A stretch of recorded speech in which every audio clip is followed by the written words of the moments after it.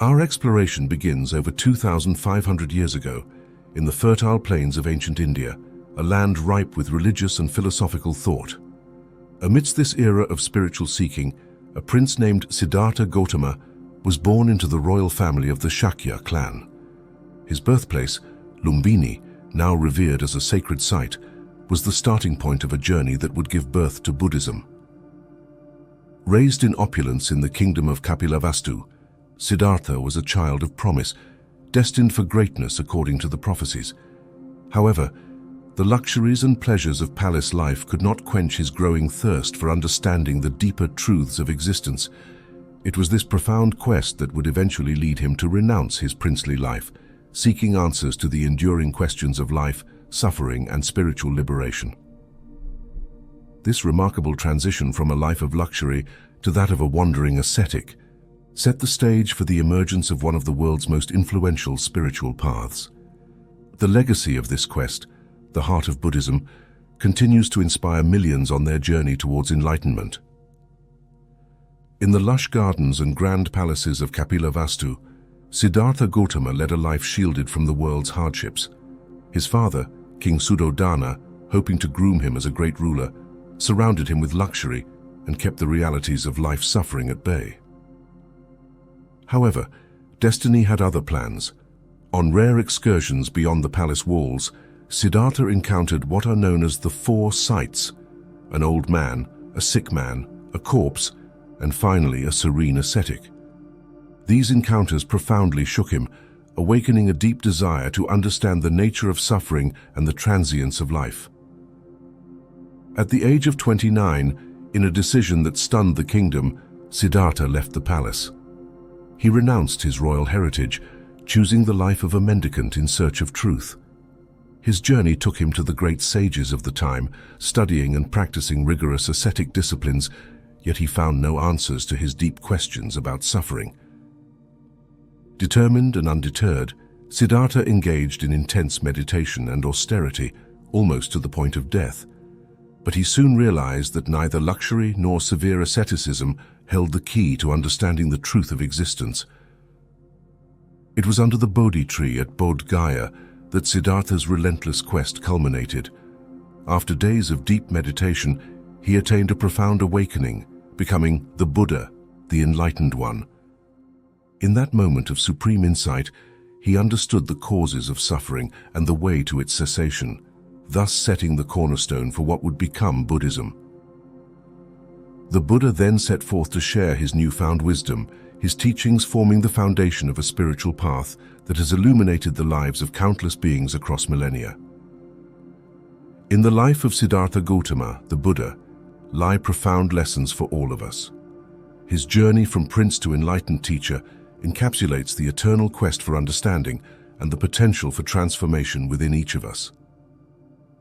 First, we learn the middle way. The Buddha's life shows us that neither extreme luxury nor severe self-denial leads to true wisdom. It's the balanced path, avoiding extremes, that fosters genuine insight and liberation. The importance of compassion and empathy is another significant lesson. Throughout his teachings, the Buddha emphasized loving kindness, showing that understanding and alleviating the suffering of others is central to spiritual growth. Perhaps most importantly, Buddha's enlightenment underlines the power of self-realization. His experience demonstrates that true wisdom isn't about acquiring knowledge from external sources, but discovering it within oneself through deep meditation and mindful living. Finally, the Buddha's life teaches us the reality of impermanence. Everything, including our own lives, is transient. Understanding this fundamental truth helps us cherish each moment and leads us toward detachment and inner peace. These lessons from the Buddha's life continue to resonate across time, offering guidance and light on our own paths towards enlightenment and understanding. Central to Buddhism is the teaching of the Four Noble Truths, a profound framework that the Buddha presented in his first sermon after attaining enlightenment. These truths form the essence of Buddha's teachings and offer a path to liberation from suffering. The first noble truth is dukkha, often translated as suffering, but it's more than just physical or emotional pain. Dukkha encompasses the fundamental unsatisfactoriness and imperfection of life, the inescapable reality that everything is transient and subject to change. The second noble truth is samudaya, the truth of the origin of suffering. The Buddha taught that the root cause of suffering is desire or craving, tied to attachment and aversion. This incessant longing leads to a cycle of rebirth and continued dissatisfaction. The third noble truth is nirodha, the cessation of suffering.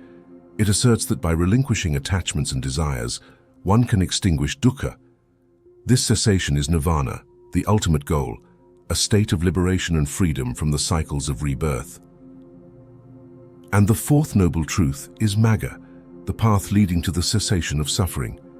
This is the Noble Eightfold Path, a practical guide for ethical and mental development, leading to understanding, peace, and ultimately enlightenment.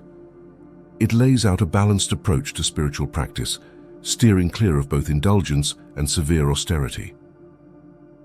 In essence, these four noble truths offer a deep understanding of human existence, the nature of suffering, and a clear path towards peace and enlightenment. They form the bedrock of Buddhist philosophy and practice, resonating across various traditions and interpretations. Arising from the fourth noble truth is the Eightfold Path, the practical guideline to ethical and mental development with the goal of freeing the individual from attachments and delusions. This path leads to understanding, loving kindness, and peace. The first step is right understanding, sometimes called right view. This means to see and understand things as they really are. It's about comprehending the Four Noble Truths and recognizing the impermanent and imperfect nature of worldly objects and ideas. Next is right intention, the commitment to ethical and mental self-improvement. Buddha distinguishes three types of right intentions: intention of renunciation, intention of goodwill, and intention of harmlessness. The third aspect, right speech, involves speaking truthfully, avoiding slander, gossip, and harmful talk. It's about using our words to spread kindness and harmony. Right action means behaving ethically and morally.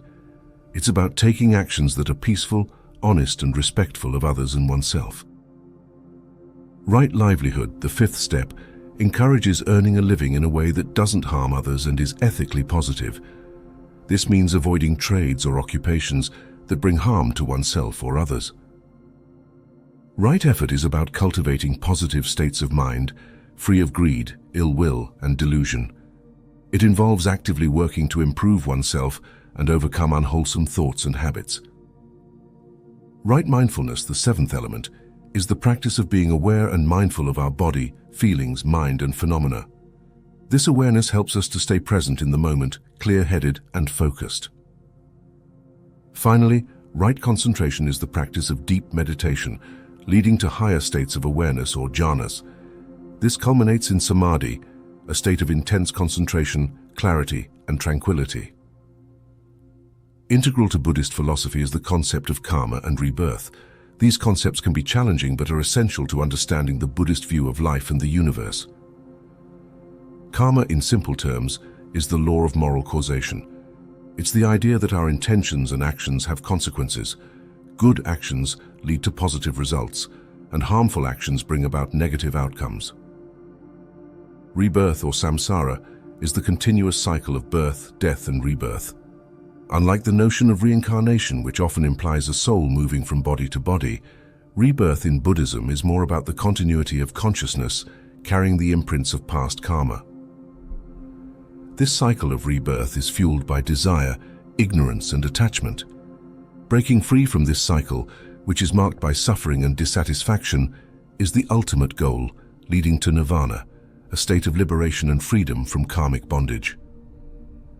Karma and rebirth remind us that our actions have profound effects on our lives and future existences, shaping our journey towards enlightenment.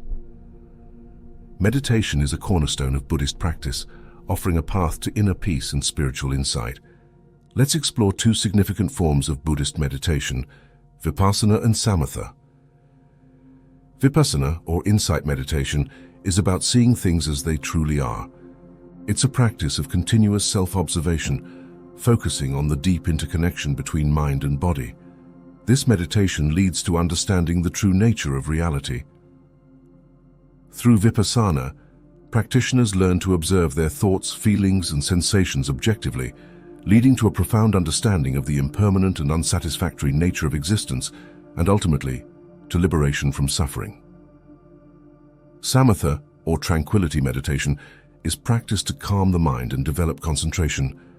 By focusing on a single object, like the breath or a visual point, the mind gradually becomes still, leading to states of deep peace and concentration. Together, vipassana and samatha can lead to a balanced meditation practice, harmonizing the mind and providing a profound basis for spiritual growth. Buddhism extends far beyond meditation practices. It embraces the concept of mindfulness and ethics in everyday life, influencing how Buddhists interact with the world and themselves. Mindfulness, or sati, is about being fully present in the moment. It's about experiencing life as it unfolds, with awareness and compassion. This practice can transform mundane activities into opportunities for awareness and spiritual growth. Ethics in Buddhism, known as sila, is not just about adhering to a list of rules. It's about cultivating virtues like kindness, generosity, and honesty. This ethical practice helps in developing a clear conscience, which is crucial for meditation and spiritual growth. Incorporating mindfulness and ethics into daily life creates a compassionate and harmonious environment. It's about making conscious choices, big and small, that align with the path of compassion and understanding. Through daily mindfulness and ethical living, Buddhists strive to create not just inner peace, but also a more peaceful and compassionate world. Buddhism, over centuries, has branched into several schools, each with its unique practices and interpretations.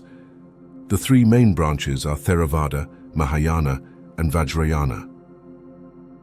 Theravada, often called the School of the Elders, focuses on the earliest teachings of Buddha. It emphasizes personal enlightenment and the monastic path. Predominant in countries like Thailand and Sri Lanka, Theravada teaches the attainment of nirvana through one's own efforts. Mahayana, known as the Great Vehicle, developed later and is found primarily in North Asia, in countries like Japan and China. Mahayana Buddhism emphasizes the bodhisattva path, the pursuit of enlightenment for the sake of all beings. Vajrayana, often associated with Tibetan Buddhism, incorporates both Theravada and Mahayana teachings, but adds esoteric practices such as mantra, mudras, and elaborate rituals. It's known for its accelerated path to enlightenment through the use of advanced meditation techniques. Each branch, with its unique practices and perspectives, contributes to the rich tapestry of Buddhist thought and spirituality. As Buddhism traveled from its birthplace in India, it has adapted and evolved, finding a place in the modern world, influencing not just spirituality, but also psychology, wellness, and global ethics.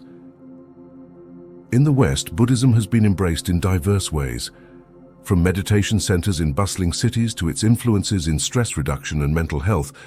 Buddhism has offered Westerners new approaches to mindfulness and emotional well-being. The adaptability of Buddhism is evident. For instance, mindfulness, a key Buddhist practice, is now widely applied in modern psychology, enhancing therapies for anxiety, depression, and stress. Buddhism's emphasis on peace and compassion has also resonated globally. It has influenced peace movements and ethical discussions, promoting values like non-violence and empathy across cultural and religious boundaries. In the wellness and self-help movements, Buddhism's insights into the human mind and emotions have inspired countless books, courses, and apps focused on personal growth, happiness, and inner peace. As we reach the end of our journey through the rich and diverse world of Buddhism, we've only just touched the surface of this profound spiritual path. We invite you to explore further, engage with its practices, and see where the path leads you. Share your experiences or questions about Buddhism in the comments below.